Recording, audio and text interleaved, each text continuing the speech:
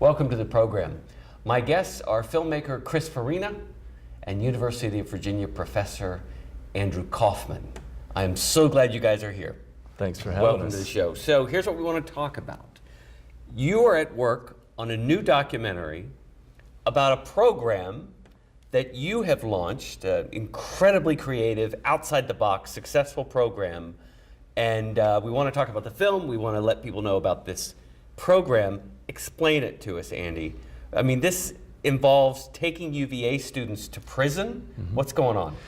So we've been doing this since 2010, and what happens essentially, it is a program where my university students meet once a week with incarcerated youth at Beaumont Juvenile Correctional Center. They sit down at tables with the youth and they have conversations about life through literature, through Russian literature. So literally you walk into a large room at the Juvenile Correctional Center. There will be about 8 tables. There'll be 8 pairs of students, and each table will have 2 to 3 incarcerated youth. They work in small groups, and they talk about Tolstoy and Dostoevsky and what these great writers and these stories and poems mean to them personally. And this is your field, is this Russian literature, and you have found that it really resonates not only with the UVA students, but with these kids who you would not necessarily expect that they would be drawn to this material. Yeah, no, and I wasn't sure it was going to resonate when I experimented with this idea in 2010,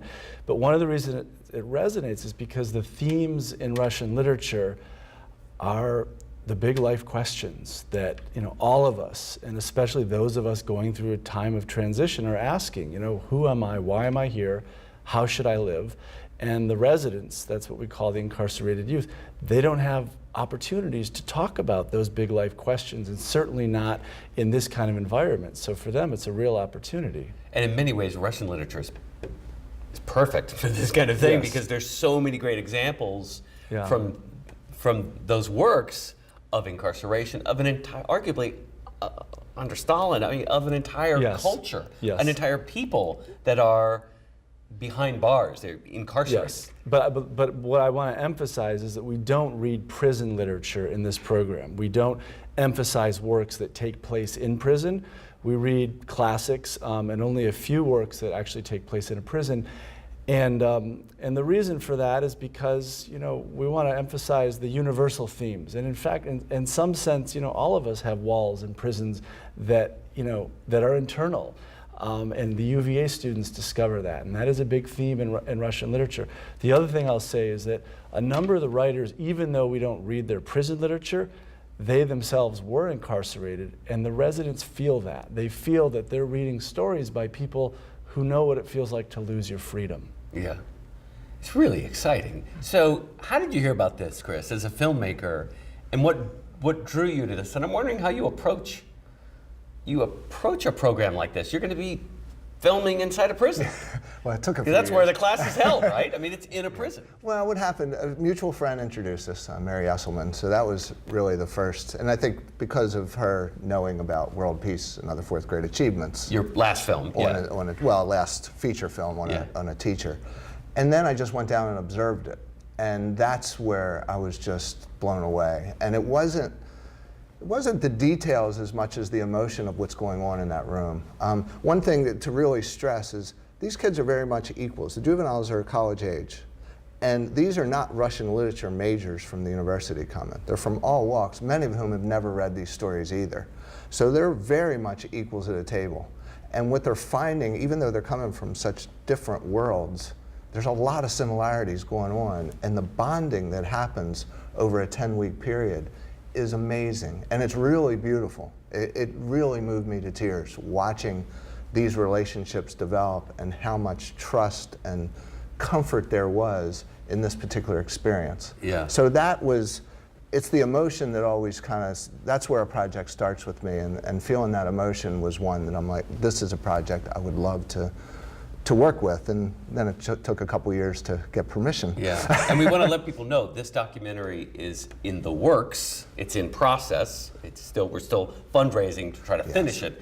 But you were kind enough to bring along a clip, an excerpt that we can show viewers. So let's take a look at that. But before we do, we need to let people know something.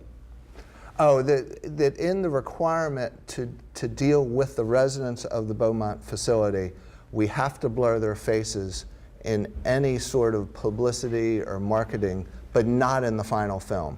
So in the final film, you will see the faces of the residents who are part of this program, but in these clips, they will be blurred according to, because of legal requirements. Yeah, and the name of the class and the program is Books Behind Bars, Life, Literature, and Leadership. And the name of the documentary is Seats at the Table. That's right. Which is very aptly put. Let's take a look, a couple of minutes of this upcoming new documentary, Seats at the Table.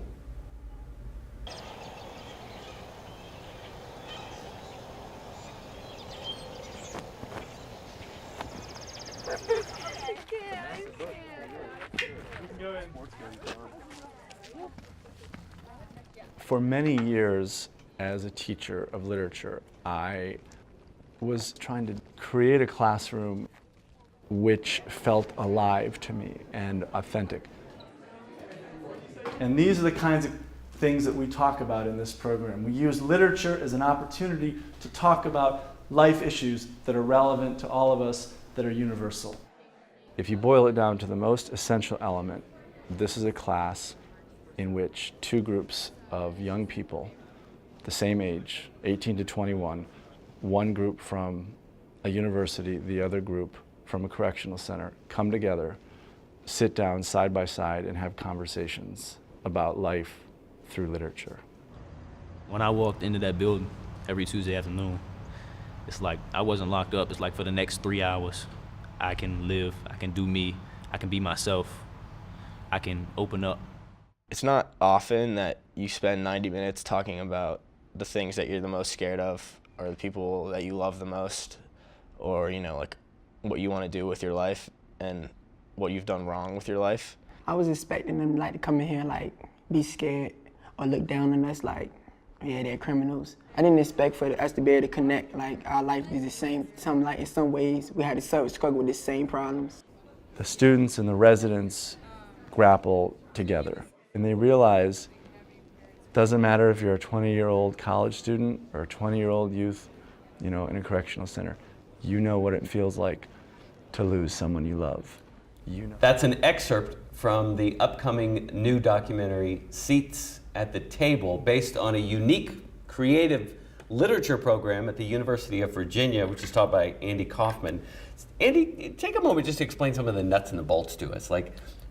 When you have these students in a room, UVA students, incarcerated college-age young people sitting at the same tables, how do you actually do this? I mean, do you explain it to us? They read Dostoevsky, they read something, and then what? So it works just like a book group, a book discussion group. The responsibility that my students have is not to teach, but to facilitate the conversation. We're very careful about the language that we use. My students are not experts. They're peers figuring this out. But their job is to come with questions and creative activities, things that intrigue them, things that they might think might intrigue the residents. And for an hour and a half, they engage in a conversation, a discussion, but all sorts of things can happen. Sometimes they just talk, like in a book group, but sometimes everyone at the table will create a book cover to illustrate the themes of one of the stories. When we read Tolstoy's story, The Death of Ivan Ilyich, everyone wrote their own ideal obituary, the obituary that they would want read at their funeral, and then they discussed, well, what would that obituary have looked like for this character who never thought about that? And so, and they play games, and so it's incredibly creative.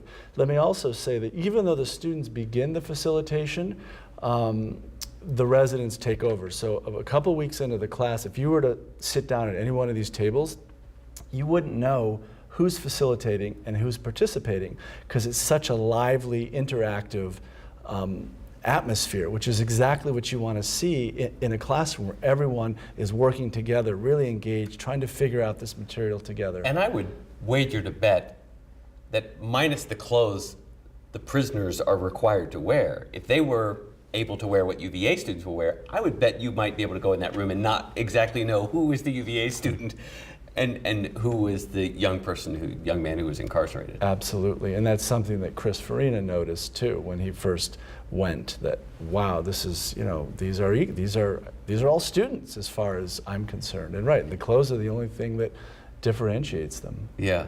What's the toughest part of this project, Chris, for you? Is it just getting the cameras into the prison? It took a few years to gain, and I understand, coming from the bureaucracy's point of view, the trust issue. I can't say that the media has always been kind to the staff of these kind of facilities. And so for them to believe me that I really wasn't here looking for dirt, but that I really believed in the program, that took a while to really develop personal relationships before they would have that level of trust. Yeah, So that was probably the hardest thing. The other thing, you know, me being a little bit self-conscious, worrying about how I was being perceived by the UVA students as well, but certainly by the residents. And that's just a question of spending a lot of time there, not just with the camera. So I spent plenty of days down at Beaumont, even when we weren't filming. Getting to know these guys. Yeah, even listening and being an observer, and then kind of explaining where I'm coming from. You almost have to do that so that you don't walk into a sit-down interview with them and just all of a sudden you're like a reporter just walking in firing questions at them. It's very smart to establish that relationship first. Well, and think about it too, with guys in this situation, so often people are coming and leaving their lives instantly. And I think they're used to being kind of thrown out. I mean, discarded. Yes, and so that was something I was really sensitive to. I didn't want them to feel that, oh great, he's coming in, he's getting the shot, and he's gone. Yeah. I mean, I'm actually going to head down there in the next few weeks to show them the clips that we've gone, just to update them about the project. And that's I mean, as a filmmaker, that's a responsibility you have to your subject. Yeah, I'm just curious, how long are these particular participants in the program, how long are they incarcerated for? Well, this is the Virginia's maximum security juvenile facility. So we didn't get into the specifics. I didn't want to in any way pry, but there are several people there who, once they turn 21, they're moving into an adult prison. Oh, I mean, so you've got people at different levels, but again, yeah. the fact that it's a maximum security gives you some indication that they're not there for a couple months. Andy, Chris raised an important point that these are young people who've been written off largely by society, often by families and friends, for very poor decisions that they've made, often as teenagers. I'm curious, what's in the literature that speaks to that? What do you know, as somebody who is very familiar with this volume and this history of this literature? Is there something in there that speaks to that, to them very personally? Because that's one of the things besides, you know, where they live, that's one of the things that is so different from the UVA student across the table who hasn't been written off. If anything, they've been fully embraced, and their opportunities are thrown at them, not really for the resident of the prison.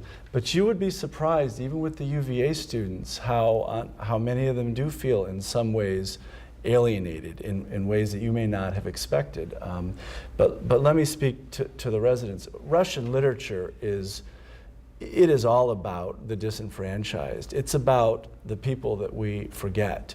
It's about what the Russian writers sometimes call the little man in society. And so much of the emphasis is on the dignity of every single human being, the ability that we all need to have to sit down, to look another person in the eye and see not a criminal, an inmate, no title, just a human being in front of us. That is a central message of Russian literature.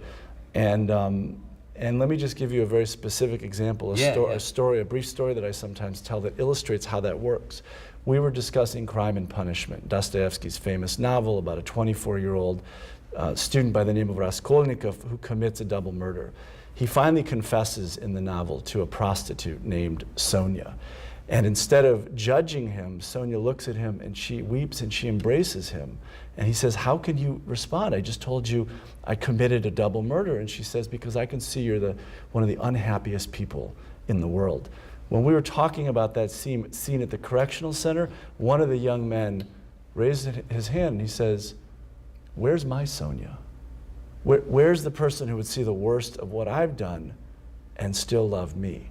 And let me tell you, with those few sentences, he taught everyone in that room, the students, me, and the other residents, more about the theme of compassion in Dostoevsky's novel than 10 lectures by me could have done. Yeah. Chris? I was just going to say, and something following on that, so many of the residents talk about the way that the UVA students don't judge them and come in and treat them as peers and as friends makes all the difference to them. They really talk about this is the one time in their week when they actually feel human. And so much of it is about the compassion and the wisdom and just the goodness of these UVA students who take this class. It really does inspire you. And it's amazing to see that the landscape that you create as the teacher, as the instructor, the landscape that you build on the terrain of literature, and then invite these people into that landscape. It's so powerful. And it's such a reminder in an era of constant screens and diversion, the power of literature to take people places. Exactly. It really is amazing. So I wanted to ask you both about next steps and what you envision what's next for you. And first, Chris, what's next with the film? It's in process. Where we are now is basically we finished filming. We did the class last January to May. And so we finished the filming, and now we're out of money. Filmmaking. It's nothing new. Yeah. So we cut the trailer, and that's, you'll see clips from that trailer. Was created so that we could hopefully raise the funding to complete the edit. So the next stage is really do the editing. Depending on our success at fundraising, I'm hoping we can complete this film sometime by the summer of 2017. Yeah, yeah. And then, well, Andy can talk about basically, this isn't just a film, this is a mission of how to generate more support and expansion of Andy's work, and also to inspire others around the world, really, of how to take this kind of program and create this relationships in their own communities. I mean, the goal would be to have this as some kind of turnkey operation where it's somebody, there's no pun intended, turnkey, but there's where you could take this program into any prison anywhere, right? Yeah. So ultimately, the goal is to replicate this idea, and there's only so much I can do as a single faculty member. Even working with other faculty members at UVA, we can add more sections, we could add some facilities, but what I really would like to do is work with faculty at other universities and colleges, and also people in corrections, and use this film as an educational tool in conjunction with seminars and workshops and trainings to help people brainstorm how they could either adopt this program in its current form, or even adapt elements of it to bring to their own communities. And I've been doing some of this already, on an ad hoc basis, but I see this movie as an opportunity to do that in a really, really systematic, really robust way. Yeah. So what's your response to somebody watching who says, these young people are there to be punished, they shouldn't have this incredible opportunity? That, among many other opportunities, should be denied them for the crimes that they have committed, and in a sense, they're being rewarded with this great opportunity to engage with you, to engage with this literature, to meet these other students from UVA. Well, I would say, first of all, you need to see the movie Seats at the Table, because if that's your stereotype, this movie will completely shatter everything you thought you knew about incarcerated youth.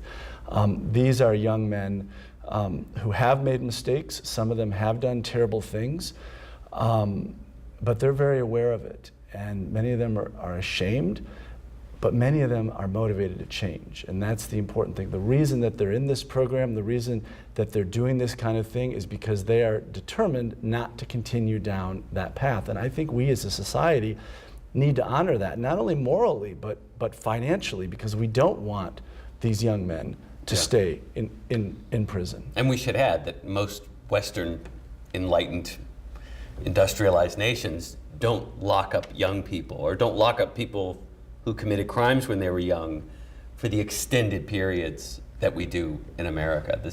We are a bit of an outlier in that regard, and I guess we have things in common with other third world nations who lock up people and throw away the key. Well, and it's common sense. There really shouldn't be a partisan issue. And if we do nothing, we know the results.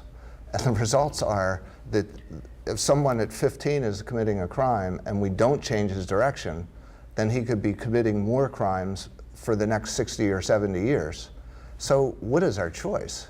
We try to do something to change their direction, or we do nothing and we allow it to continue. I mean, to me, that's not a political viewpoint. That's just a commonsensical viewpoint that of course we try, because by even saving some, we're making society better. Yeah. And there's a lot of research that shows that young men at this and women at this age are very rehabilitatable, that they really do respond to various forms of rehabilitation that becomes more and more difficult as they get older. Yeah. So there really is an opportunity. And if you don't have the programs in place like this, the institution itself has its own programs of mentorship and of education that gives you, as we've all read and heard, it'll give you a PhD in crime. If you don't have these kind of programs being offered the ones who want to take advantage of it. And I was going to say, and we should give real credit to Virginia's Department of Juvenile Justice for supporting this and for looking into exploring other ways and other programs. To me, it's almost an untold story of how progressive they've been at approaching the juveniles in the correctional and Andy system. Block, who is the director, has been on this very program and has talked about the vision of reinventing the very way we think about incarceration and rehabilitation, and offering programs such as this to reach these young people and change the course of their lives, which, as you say, they're willing to embrace. Exactly. Yeah. And maintaining excellent behavior is one of the prerequisites of being in this program. I was going to ask you how they get in. We know how they get into prison, but how do they get into this program? They volunteer, and we actually have many more residents who volunteer than we have space for. And there's certain criteria, behavioral, academic, which we don't have anything to do with, but the facility decides. But they volunteer, and they make the case of why they want to be in this program. So even before they get in the program, most of them have already thought about it. They know this is something they want to do. They probably heard about it from their friends. It's a pretty popular program at the facility. And so they're very motivated, and they monitor one another because they don't want... Don't blow it for me. Don't blow it for me, exactly. And to be honest, it also has the same kind of transformative effect on the UVA students. And I've got to know so many of them last year, and have met others from past years. They talk about this class as being that particular class that changed their life. And it really does. And it really speaks to this idea that I know has been cropping up around the country about how we're all getting into our own bubbles and we're not reaching across. This class completely shows why we should reach across and what the benefit is when that happens. And to do it with young people at a formative part of their life is just a priceless thing to affect change. And what a beautiful demonstration of a very creative way to do that. In a way that you wouldn't normally. I mean, we talk about, we're all familiar with, people taking books behind bars to educate people, but this is something this is a different twist on that. This is, really, really fascinating. So what's the takeaway? Each of you, what do you want to leave people with? We want to leave people with your website, of course, if they want. RosaliaFilms.com, which is the website where you can go if you want to see this movie finished and actually, get to film festivals and possibly a theatrical release. We want to support it. Yeah. But aside from that, what's the key takeaway, real quick? So for me, especially kind of where we are right now, after the election, and this is not a political statement, this is more of a universal statement, I think we've learned that we as a society don't know how to talk to one another very well. We don't know how to listen to one another, especially people who hold views that we don't like or find abominable or have characteristics that we don't like. And so I see this as a model of a different kind of education, almost a re-education of all of us, of how we can sit down with one another, no matter who we are, look one another in the eye as human beings and have compassionate conversation. Good stuff. Thank you both for being here. I really appreciate it. Chris Farina and Andy Kaufman at the University of Virginia. The program is Books Behind Bars, Life, Literature, and Leadership, and the upcoming documentary is Seats at the Table. You can learn more online at RosaliaFilms.com. We'll take a very quick break and be right back.